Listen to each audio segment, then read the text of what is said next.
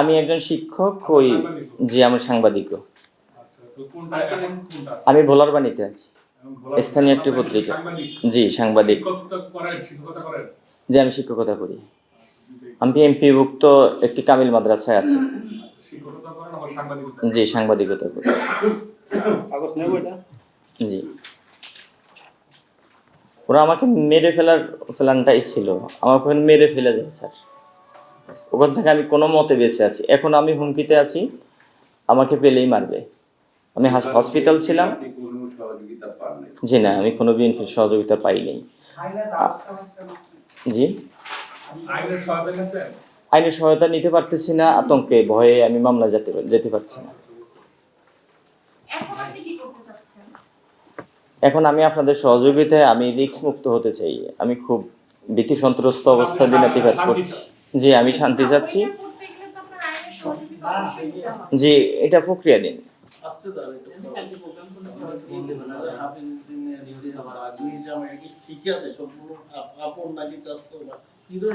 আফরন ভাগ্নি যাবে এটুকু আমি জানি। জি জি লাইভটি আমি একটি লাইভ দিয়েছিলাম, দুদিন আমি ইয়েতে ছিলাম, আমার বিছানায় পড়েছিলাম আমার ফ্যামিলিতে বাসায়, কেউ আমাকে দেখতে যায়নি। আর কেউ যদি ওদের কাছে বলতো যে ওরে মারা হয়েছে, বলতো যে যদি বেশি বাড়াবাড়ি করে তাহলে চাকরি খেয়ে ফেলবো। তারপর আমি বিষয়টা জানান দেওয়ার জন্য আমি ফেসবুক লাইভে আসি। এই লাইভে আসার পর থেকেই হুমকি ধামকি, আমি ব্যাপক সমস্যায় রয়েছি। আর লাইভের পরেও আমার এই আঘাতগুলো দেখার পরেও সামাজিক যোগাযোগ মাধ্যমে আবাল বৃদ্ধ বনিতা সবাই অনুশোচনা করলেও ওরা কেউ আমাকে দেখেনি, দেখেনি। এমনকি বীর বিক্রম সাহেব, হাফিজউদ্দিন আহমেদ বীর বিক্রম সাহেবও কোনো প্রতিনিধি আমার কাছে পাঠায় নাই বা আমাকে একটু দেখতে বা আমার খোঁজ খবর নিতে।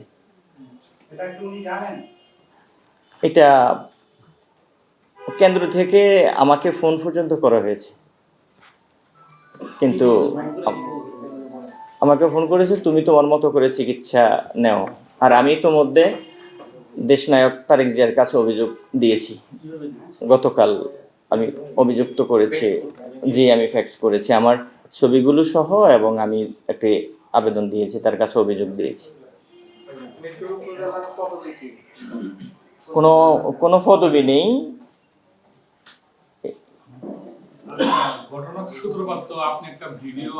শুধু ভিডিও আপলোড করেছি আমি গত 15 তারিখে। মেজর হাফিজউদ্দিন আহমেদ বীর বিক্রম চর অঞ্চলে মানুষের এই অসহায়ত্ব দেখে বিভিন্ন কষ্টগুলোকে লাঘব করার জন্য উনি চরে গিয়েছিলেন। সেখানে উনি বক্তব্য দিয়েছেন চরে যেন কোনো চাঁদাবাজি না হয় এবং এটার ব্যাপারে কঠোর হস্তক্ষেপে তিনি নিয়ন্ত্রণ করবেন। এই ঘোষণার দুদিন পরে চরের ডাকাত দল এবং তারা আশ্রয়স্থানের বা আশ্রয় কেন্দ্রের ঘরগুলো লুট করে নিয়ে যায়। সেই ভিডিওটা আমি ছেড়ে বলেছিলাম যে আমাদের নেতা প্রিয় হাফিজউদ্দিন আহমেদ বীর বিক্রম এইভাবে বলার পরেও এই সাহস তারা কোথায় পায়, ওরা কার লোক, কোন নেতার নেতৃত্বে তারা এগুলো করছে, এদের শক্তির উৎস কোথায়। তার পরের দিনে আমার উপর আক্রমণ করা হয়। আমার কাছে সবগুলো ভিডিও আছে। ওদের কোনো নাম লেখা হয় নাই, তজুমউদ্দিন কোনো নেতার নাম উল্লেখ করা হয় নাই। জি না, সেটা তাদের করে নিয়ে গেছে। আমাকে মারছে আর বলছে যে মিন্টু মিয়ার সাথে আর রিন্টু মিয়ার সাথে তোর কিসের সম্পর্ক, তোরে মেরে ফেলার নির্দেশ আছে। আর জি জি জি জি প্রেস ক্লাবের সকল সাংবাদিক এবং রিপোর্টার্স ইউনিটির সকল সাংবাদিককে বিষয়টা অবহিত করার পরেও তারা ভয়ে আমার কাছে ঘেঁষেনি এবং বলেছে তোমার যদি কিছু করার থাকে তাহলে তুমি করো, আমাদেরকে বিভিন্নভাবে হুমকি আছে আমাদের কাছ থেকে। আমি প্রেস ক্লাব থেকে পাইনি, রিপোর্টার্স ইউনিটি থেকেও পাইনি। ওরা ওটাকে নিজেদের করণ করে নিয়েছে। আমাকে কেউ দেখতেও যায়নি।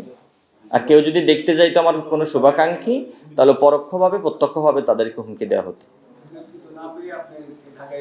জি আমি এই জন্য ঢাকা আসলাম। আমি শঙ্কিত, আমার পরিবার সেখানে আছে, আমি শঙ্কিত, আমার হুমকি দিচ্ছে আমি সেখানে গেলে মারবেন।